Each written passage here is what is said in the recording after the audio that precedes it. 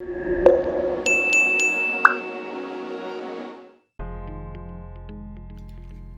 to import chart of accounts in Zipi. To do this, just click in Company at the left side panel and click in Data. You will see download templates in the upper right. Just click it and choose Chart of Accounts. This downloads a template of the Chart of Accounts file in CSV format. Just open up this file and you will see the column headers or labels in the first row, and the second row would show you examples on how the data should be entered in those fields. Make sure to delete the second row after you have entered all the data that you want.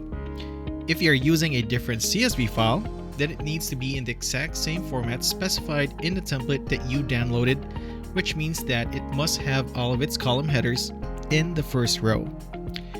There are 4 required fields that must be filled up, and that's the account name, account type, show and expenses. You could just enter yes or no here to whether or not you want to acknowledge this ledger account to the default account type labeled expense. And the last required field would be for accessible for all divisions. You could simply enter yes or no if you want that ledger account to be visible to all divisions. The rest of the fields are optional but are available if you wish to enter more data. Once you're done entering the data, make sure to delete the second row first before saving the file, and we're going to go back to where we left off in Zipi. Back in the Zipi page, we just click on Import Export, go to Import, and then click on Chart of Accounts. Click on Upload Data from File, and just browse for the file that you created. It will then initially ask you if you have a column header. By default, this is on row 1, but for some reason, if you have your headers on a different row, then make sure that specific row is being chosen by clicking on Select Another Row.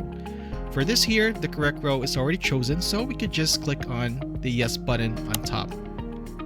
Next, we would just be confirming the mapping for all fields where we entered the data, and just ignore the fields that we left blank.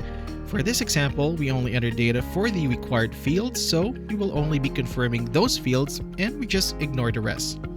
Once done, just click in Review in the lower right. If the system detects any errors in the way you enter the data, you will see it in this page. If you encounter no issues, then just click on Continue down below, and then click on Yes.